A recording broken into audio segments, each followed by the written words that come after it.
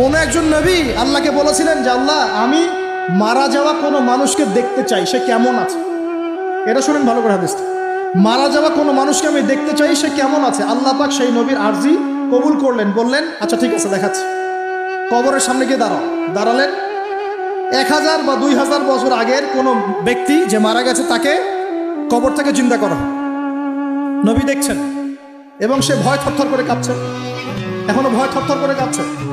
নবীজি আমাদের নবী নন, অন্য কোনো নবী, সেই নবী বলছেন যে তুমি ভয় কাঁপছো কেন, তুমি কত বছর আগে ইন্তেকাল করছো, কি তোমার হালচাল বলো আমাকে। সেই ব্যক্তি বলছে আমি আজকে থেকে 1000 বা 1500 বছর আগে মারা গেছি, আমি ভয় কাঁপছি।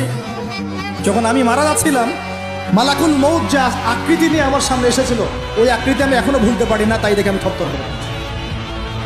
তিনি বলছেন যে আমি 1500 বছর হয়ে গেছে আমার মউতের, কিন্তু আমার দেহ থেকে এখন পর্যন্ত রূহ কবজ করার যে কষ্ট, এই কষ্ট এখনো যায় না। আর এই সব দুর্নীতি করে আর অন্যায় করে মানুষের সম্পদ আত্মসাৎ করে অন্যের উপর অত্যাচার করে আমি ভাবছি যে আমরা কালকে আমাদের মনে পার পেয়ে যাবো। খালি কবরে যাও, তারপর বুঝবো। আল্লাহ রাব্বুল আলামিন আমাদের সবাইকে হৃদয়ের চোখটা খোলার তৌফিক দান করুন।